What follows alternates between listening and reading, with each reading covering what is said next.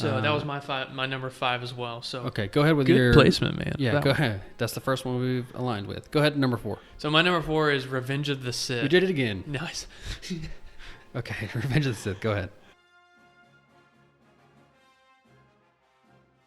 Hello and welcome back to the show with the other guys. My name's Bo. This is Joel. Today we're going to be breaking down all 11 Star Wars films. And it's less of a breakdown. It's more of like Joel's going to have his top 11, so 11 to 1, and I'm going to compare mine to his. We'll talk about them for a minute, but basically we just want to talk about our love for Star Wars, where it came from, and basically rank the movies. Eventually we will start breaking down new movies as they come out. We started this during COVID-19, so not a ton of movies have been coming out in theaters yet. And then you got select fews that are just being released, but once new movies coming out, I promise we will talk about new ones. Yeah, we can't wait for that day. We can't make lists all the time. And I can't wait to go back to the theaters. I know they just opened up, but movies haven't really been coming out. Yeah. So, all right, Joel, let's kick it off. We're going to start with number 11 for you. Go ahead. So, my lowest ranked film in all 3 trilogies and the 2 standalone films is Attack of the Clones. I want to start with the good with this movie. I have a few takeaways that are some good. Mm-hmm. I think the relationship between Anakin and Obi-Wan is a good one. This is something that I would have probably liked to seen happen more in like the Phantom Menace, to buy into their relationship of everything that happens in the next movie in Revenge of the Sith. I like their relationship and how like he's a young kid, and I think that's how it should have been in the first movie in the Phantom Menace, and not had him so young. But I thought that the relationship between those two was good. Now, I thought the only good part about this movie was Yoda fighting at like the end. Yoda fighting at the end. I just remember that happening in theaters and just being like, all right, is everybody else seeing this? Because this is amazing. Yeah, because he just walks around with his little cane and he just like tosses it down and then he just goes crazy. Yeah, I feel like that's a mixed things between people, because folks will go like, he's like the old wise guy that is, you don't really see him doing that, and it kind of took you out of the movie. But like when we were growing up, I feel like we knew Yoda as the young wise guy, Mm-hmm. and then to see us go back in time, that was pretty cool for both of us, I feel like. Attack of the Clones came out in 2002. I was 10 and you were 9. So like when seeing that as a 10-year-old, I was like, my mind was blown. Now it's like, this movie's stupid. I have Attack of the Clones at number 10. So I did not really care for a lot of things about this movie. I thought the editing was terrible. If you go back, I know 2002 CGI was like not great, but in 2002 it was probably great. But watching it now, it is just not a rewatchable film. It's not good. I don't like it. Hayden Christensen is like peak annoying for me, and I just don't ever want to watch that movie again. Yeah, it's difficult for me. I don't think I ever yearn to ever just go back and say like, oh man, I can't wait to go back and watch like Attack of the Clones. So I don't think of that about any of the prequel trilogy. Yeah. So the bad for me on this one, I felt like it was wholly built upon us buying into the relationship of Anakin and Padme and them forming that relationship. And obviously it was just horrible. Horribly played out. And I think you touched on the CGI. It was just like every scene I felt like was a CGI green screen that they were acting in front of.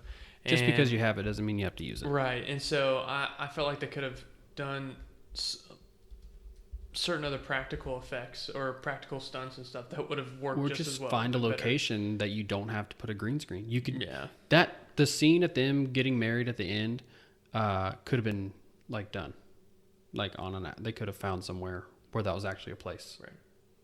It's not hard to find a lake anywhere in the world that you can just film a wedding in front of. Yeah, actually, I think that one may have been real, man. Well, I think that was in Italy, in Lake Como. Didn't do my research because I don't like that movie. So. Okay. So the last, my number 11 is The Last Jedi.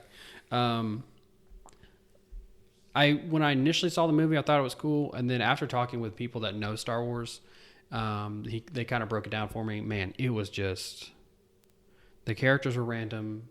Snoke was like made out to be this like insane supreme leader. and then he just gets defeated so quickly. Leia and her force flying, that was kind of strange. Like, she was dead. Yeah. Like, space kills people when you don't have like a mask. And she was Leia Poppins, and then she was just like, I'm gonna fly back into this place. I'm dead, but something in my brain, my force is gonna do this. My biggest issue was the whole light speed thing where they like turn the cruiser around and it flies into their ship. If that was a thing this whole time, why are we just now figuring that out? Why haven't they just been flying droids in planes and just flying them through cruisers? Because they didn't think about it? I guess so. It just seemed like an odd time to bring that in. Yeah, well, like, I get your frustration with the whole concept of it, but I have to be honest that was one of like the coolest scenes. When I initially saw it, but the second watch, I was like, why did we do that? Yeah. It basically like makes all other space battles like, what's the point? Seem insignificant to you? Yeah. Yeah, well, so Attack of the Clones was my lowest. Last Jedi was for Bo. Moving on to the next. So number 10 for me was actually Attack of the Clones. And I kind of already touched on it. So what's your number 10? I'm not going to. So number 10 for me is The Phantom Menace, episode 1. I thought it was a great concept to begin with. Like, if you look at it on paper, I think it's a great concept. Mm-hmm. I think the way George wanted to play out this epic story of leading to, like, we know where it's going. But where he started, I thought on paper was a great idea of having somebody like behind the scenes, obviously the Sith working from behind the scenes, and how it started with him infiltrating the Senate and how he was able to gain control and ultimately create the Galactic Empire. Yeah, but how it was played out was just really bad. I thought there was just way too many Senate debates. Like, it spent way too much time in the Senate. They did focus on that a lot. Debating and talking about the Trade Federation, and I get the importance of it, but after a while, you just go, okay, like, am I watching a Star Wars movie, or am I watching like something about that has to do with like all legal issues? Yeah, something not Star Wars. Star Wars, right? When I was a kid, this movie was awesome, and I thought Jar Jar was hilarious. But as I've gotten older, I've realized, man, Jar Jar's terrible. It's so crazy that you have the worst character in Star Wars ever in Jar Jar Binks, and like up there in one of the best in Qui-Gon Jinn. Yes, and we have to deal with Jar Jar forever, like way too long. Oh yeah. Somehow he just lives, and then we lose Qui-Gon. Yeah. It just made me sad. Like, he would have been such a great character to have the rest of the prequels. But this is actually my number 9, so this is my next one. Like you said, good concept on story. Like, on paper, it was a great story. I think there should be more pod racing. I hated that was the one movie that we got pod racing, and then we just never saw it again because pod racing was cool. That whole, like, it was a 20-minute scene, probably a little long, but I loved it. And I just think we need more Darth Maul in our lives. Yeah, I thought he was underutilized. Darth Maul and Qui-Gon Jinn. I thought you brought up a great point that Qui-Gon was probably like the purest Jedi out of all of them. Yeah. He hadn't lost his way, like where everybody else was being bought over by like the Senate and what ended the Jedi ultimately, and how Sidious was able to take over. But man, Qui-Gon just following the ways of the Force, and even though that they said this Jedi Council said, no, you're not going to train him. He's like, well, I'm going to. I'm going to do it anyway. Yeah. So, anyway, Attack of the Clones, Phantom Menace for me are 11 and 10. Last Jedi and Attack of the Clones. Yeah. Oh, man. I'm messing up your list so it's okay. I think one thing I have to say about the Phantom Menace, I did not understand why the midi-chlorians thing was brought in for this movie. Like, I understand, like, this is technically the beginning of Star Wars. But that could have been a super easy conversation that Obi-Wan and Luke had in A New Hope, like super, super quick. Like, he mentions midi-chlorians. When he's asking about the Force, like, just mention what it is. Yeah. And I just felt like it was a stretch. I didn't care for that. We don't really need midi-chlorians. Like, we all believed in the Force without those. I believed it. I did think it was cool. Like you said, we grew up loving Star Wars, playing the Star Wars toys. Like, you had that Millennium Falcon. That was amazing. We played with that all the time. And we even had like Han Solo's little gun, like blasters, and it was amazing. But seeing that, like, getting to go with our dads to see Star Wars in theaters was just like, I think probably an all-time high for us, but probably an all-time high for them. You know? So I just thought that was cool. Yeah.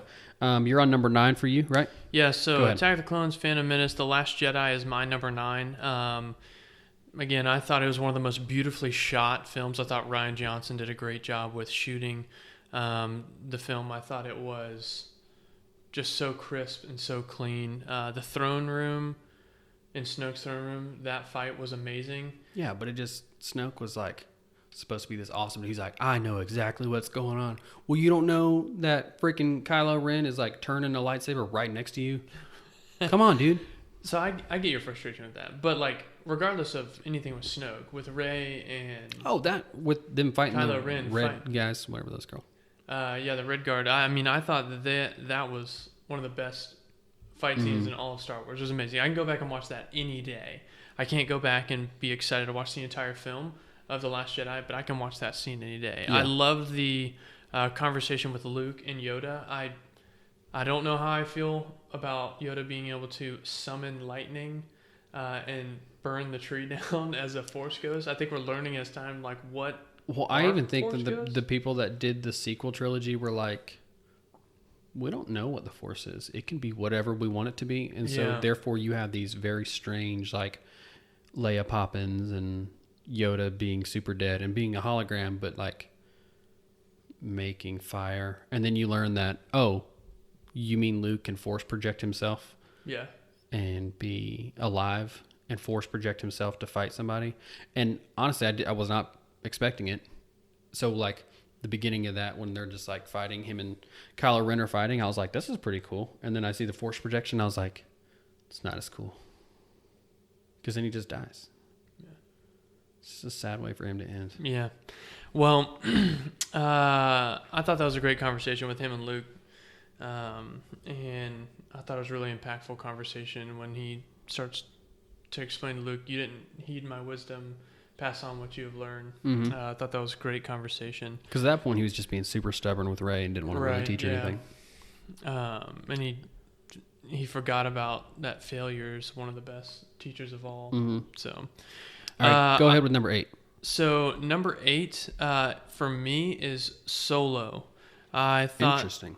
The good in this one was, I thought Alden did a great job of being Han Solo. I think most people were probably skeptical and go, Han Solo is one of the most dynamic and best characters of all time, and how is somebody else going to play him? But I thought he played him to a T. I mean, he kind of looks like a young Han Solo. Yeah, so I thought he did a great job of trying not to do an impersonation of Harrison Ford's Han Solo. I thought he did a great job of how he thought Han would be as a kid. Yeah, as a kid, yeah. See, so, I have Solo at number 6. I really enjoyed it. There's a few better ones, but I really enjoyed it. Like you said, I love the guy, Alden, that played Han Solo. I thought Donald Glover was awesome. I wish he was in more movies. Yeah, he does a great job. Then you got the Dragon Queen, who was great, which, if you haven't seen Game of Thrones, doesn't mean anything. Haymitch Abernathy was awesome. So it's like, you got all these good, Woody Harrelson, obviously, but you got all these great characters. It's like an ensemble cast. Yeah. Other than this guy, Alden, because like, I think before that he was kind of quiet, but then you got like basically this all-star cast come in and play this movie, like Paul Bettany, Donald Glover, Tandy Newton. You got all these people, and you got a relatively unknown guy who just comes in and just like holds his own. He's great. He held his own well. I was captured by him the whole time. Yeah. So with Attack of the Clones, Phantom Menace, and The Last Jedi, those 3, I would say anything from here, I don't think there's much bad to say. There isn't like, okay, the bad about this movie. There's not much bad to say about any of the movies really moving forward. I think there's a couple frustrating things here and there, but yeah, I would say those are the only 3 moving forward that we'd say, okay, from there I can go back and rewatch almost. Yeah, just not enjoyable, really. The 3 that we mentioned first, just really not enjoyable. So anything from here, I think, is something that we go, okay, there's a lot of good and maybe a few frustrating things, but other than that, we can move forward and be happy with all these films. So at number 8 for me was Solo. I have I actually have Rise of Skywalker. So the most recent one, supposedly the last. Who knows what we're gonna get from now on? I don't know. But my first issue with was the name. If we're saying the Rise of Skywalker, I understand based on the movie why it's the Rise of Skywalker, but why couldn't that have been the name of The Last Jedi? And The Last Jedi could have been the name of Rise of Skywalker because she's the Last Jedi. Right. I feel like the names got switched. It was an accident. I don't know. I didn't care for that. The Emperor's back. That was kind of weird. What are Wayfinders? Why have we never heard these before? It was almost like the Star Wars version of Horcrux from Harry Potter, which you don't know. But it's kind of like their Horcrux. We never found out what Finn was trying to say to Rey. You know how he kept, like, he mentioned, like, oh, Star Wars tune. I'm so sorry. I'm embarrassed. We never found out what Finn wanted to say to Rey. Like, he mentioned it twice, and then at the end of the movie, he kisses, what's that other girl's name? The Asian girl from The Last Jedi. Oh, yeah. Very forgettable. Rose. Then he kisses her, and it's like, what's the deal? But best part of that movie, they had dope lightsaber battles. Yeah, best part of the movie was like every one of them. I felt like there was a lot, and they were every one of them was awesome. Yeah, like except for the weird part where like Kylo put his hand behind his back against his like the Knights of Ren, and he's like all of a sudden lightsaber. I was like, wait a second, where did that come from? He did not have that a second ago, and it took me a second to figure out where it came from. It was like a force projection lightsaber, which at this point it's like I mentioned, what can we do with the force? We don't know. Let's just make it up. Yeah, it was more of like it was a real lightsaber. Yeah, but how did he get there? She like force projected it to him. He didn't just pull it out of his back. Right. Yeah, it's because they were connected. Well, that was like what they said. Where they're called a dyad in the force. It's like, let's just make up the force. We can just do whatever we want. Okay, we're moving on. Number 7 for you. Go ahead. Number 7 for me was Rise of Skywalker. I thought the good from that was it was a roller coaster ride. And it was amazing action sequences. And so, like, I feel like JJ does a really good job of taking you on a roller coaster and going, like, here we go. We're going to go on big action sequence. Let's come down for just a minute, and then we're going back up. And so I thought even with the messiness of this film and how I thought he basically took Rian Johnson's film and said, hey, I know you did that thing over there, but I'm going to take all my toys back and I'm going to tell the story. I'm going to do what I was going to do with The Last Jedi because you ruined it. Right, but I feel like he tried to slam 2 movies into one. If he were to say, like, okay, if I were to do episode 8, this is how I would have done it in the, like, first act of the movie. He almost had to play catch up for, like, I have to... He's like, Rian Johnson, you messed that up so bad. I have to explain everything that you did wrong and, like, fix it in the first hour of my movie. So I was super bored the first hour. But once it started picking up, I was like, okay. And then the end, when Rey's laying there and all the old Jedi voices come talking to her, I was like, oh, that was awesome. That was cool. Yeah, getting to hear all those voices and all the people that got to come back to speak to her. I thought the bad... if it were meant to tie all those 3 trilogies, like the Skywalker saga, definitely didn't do that. It was a poor end. Yeah, I felt like it didn't tie everything together. I think, like you were saying, had JJ been able to do what he wanted in number 8, he wouldn't have had to play catch up in number 9. Number 9 could have been a lot better. I really think we could have gotten a lot more explanation out of some things. Yeah, absolutely. I think that I think people get frustrated with Palpatine being back and him just being back and not having a whole lot of explanation. I think both sides of the coin, like the other side of the coin would say, well, like the original trilogy didn't really explain Palpatine or the Emperor. He was the Emperor and you didn't know where he came from. You just knew he was an evil guy. Yeah, but he fell down like a shaft. Like being right, but like there was no explanation to who he was. Yeah, that's like true. With George Lucas, and so I think again just making up the force as we go. Right, so like I think that would be one side of the coin, but then the other side goes, well, like you just made him come back, and there wasn't a whole lot of explanation. It was just one line of he took the line from Revenge of the Sith, and then one line from the Gosh, what is the name of the guy that plays in Lost? And he plays in The Rise of Skywalker. I don't remember. We'll move on. And he's Merry from Lord of the Rings. Oh, can't remember his name. Yeah, but he goes... Dominic something. Yeah, Dominic goes, oh man, the Sith, they can do evil sciencey things and things that we don't understand. And that's basically how it's explained. Perfect explanation. And so I think that was like why I had frustration with it. And so if it would have been explained, like if it would have been alluded to in like the end of episode 8 or something, then it would have like shocked me in episode 9. And I thought it would have been much more satisfying. So number 7 for me, right? We're doing number 7? Yeah, that's where I was at. The Force Awakens for me.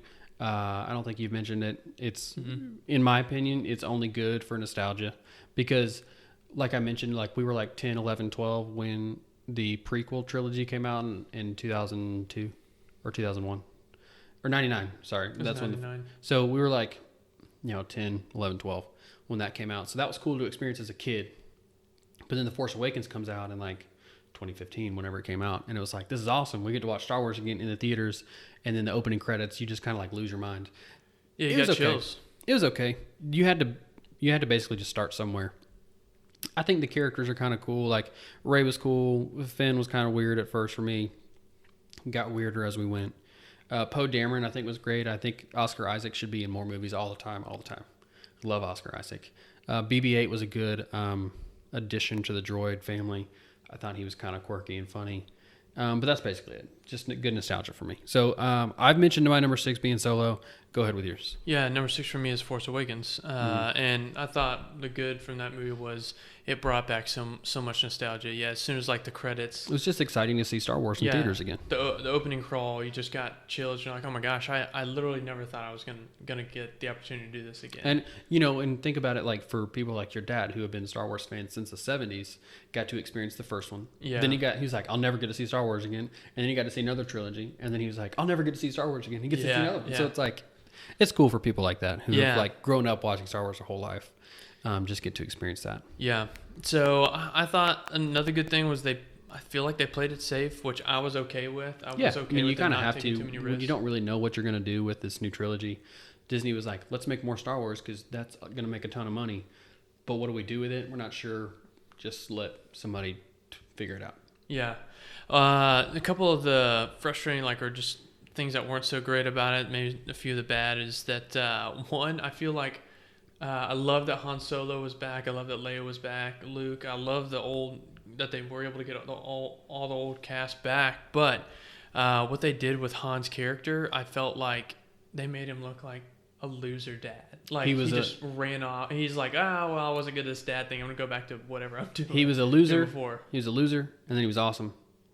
And then he was a loser again. Yeah, it was really frustrating. I feel like that was really redeemed with I feel like JJ came full circle, but that was a takeaway I had from when I walked out of the theater. I was like, man, Han Solo became a loser dad, and that was really frustrating. But there was a lot of plot conveniences, I feel like, with JJ. Again, the roller coaster ride, and with the roller coaster ride, I feel like that causes for him to have plot conveniences. So, for example, like the whole situation with Rey being on Jakku, and when she and Finn are about to escape, and all of a sudden it's just like, oh, the Millennium Falcon's right there. Like, how convenient. Yeah, how convenient is that? And how convenient that you kind of know how to fly things. Right. So, anyway, that was my number 6, was The Force Awakens. All right, Bo, what was your number 5 ranked movie on your list of Star Wars? Okay, so number 5, in my opinion, with Solo at number 6 for me, how you mentioned like everything after your top 3, we start getting good. Like at Solo, everything gets good for me. So my top 6 I enjoy them.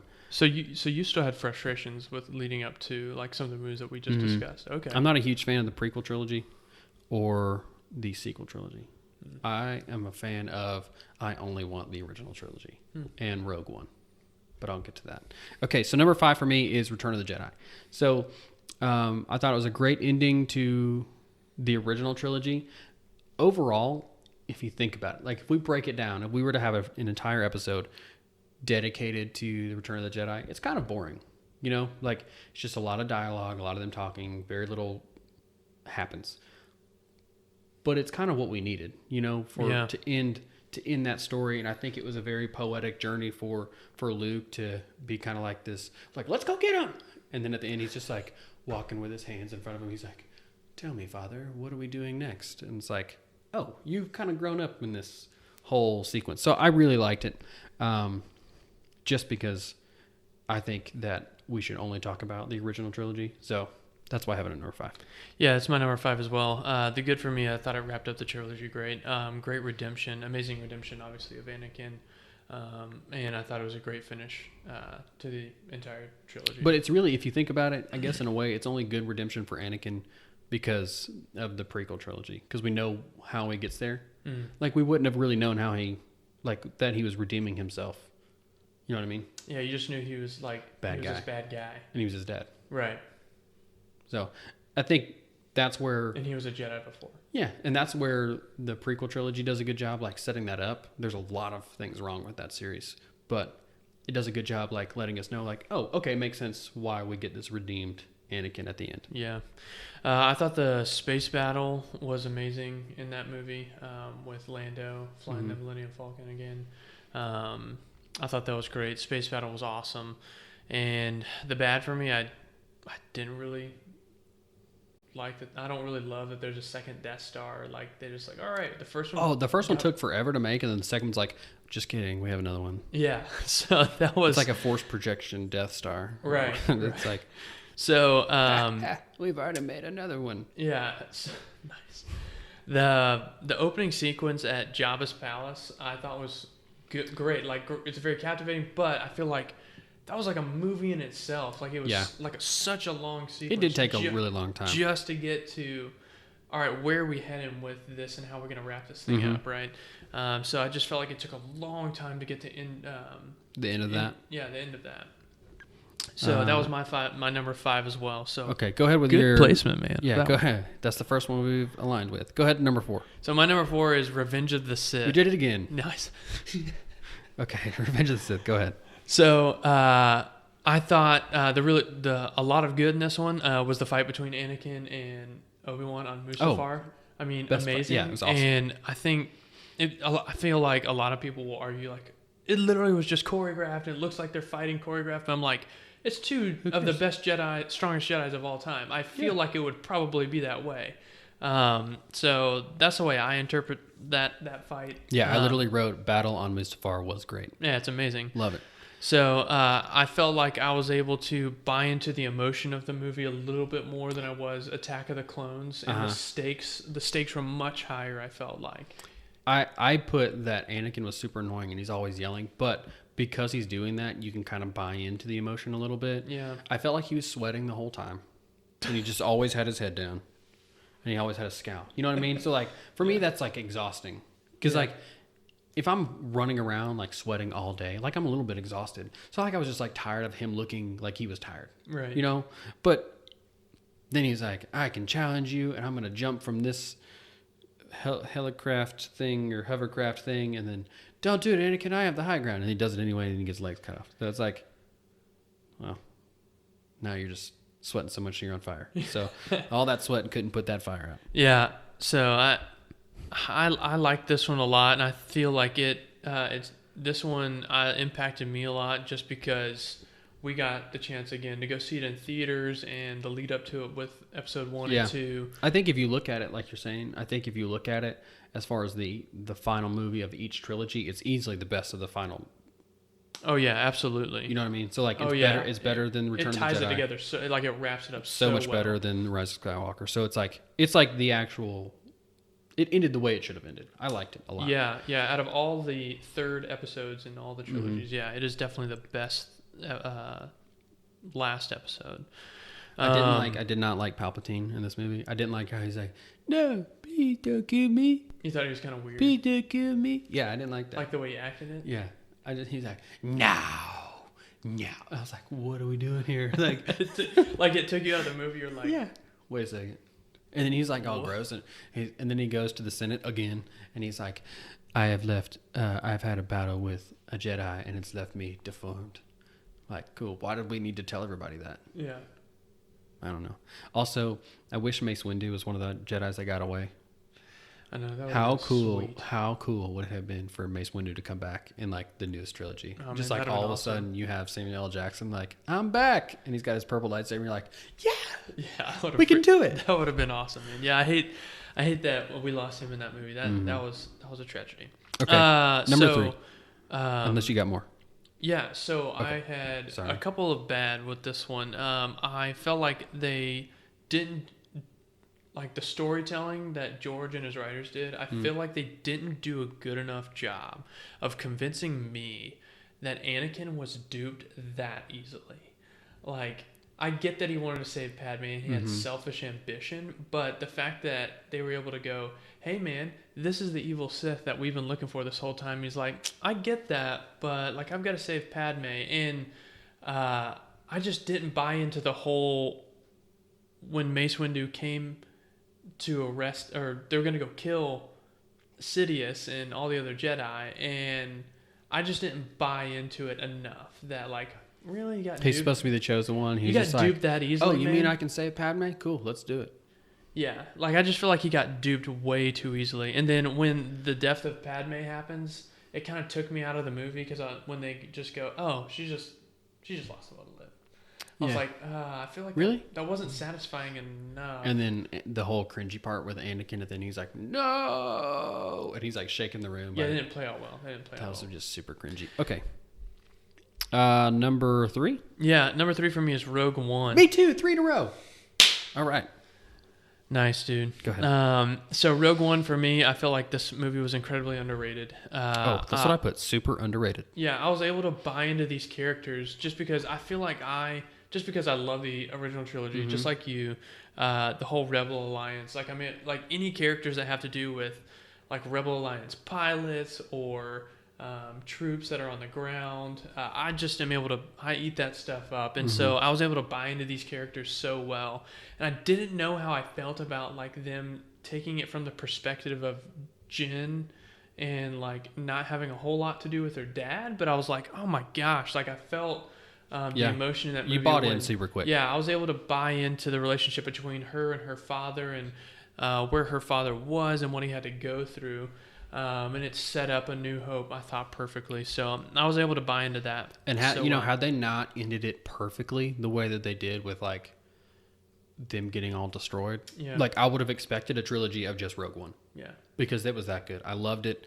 I thought the characters were great. The story was great. Without Rogue One, we don't have Star Wars. Like that's the whole point of, like, I mean, it literally picks up. Like the movie ends where A New Hope starts. Right. So like without. And I love that it was right there. Now, Princess Leia being CGI was kind of super weird. But hell, what else were you going to do, you know? But I really liked it. I loved it and I thought it was great. That's why it's number 3 for me. And had I not loved these next 2 so much, it would have been number 1 for sure. Yeah, it's amazing. I love that one. Go ahead with number 2 for you. Number 2 is Empire Strikes Back. I feel like I have the unpopular opinion on that, where most people would go like Empire is way better than. Way better. Empire is better than. I have Empire number 1. Yeah, Empire is better than A New Hope, but A New Hope is definitely my favorite of all the Star Wars films. I feel like Empire Strikes Back is number 2 for me because I don't feel like I would have that movie without the original Star Wars. Obviously, I think it's the best sequel ever. It took the epic tale that started with Luke, Han, Leia, and then it put them into a lot of character growth. It brought up Han's past with him being chased down by Jabba's.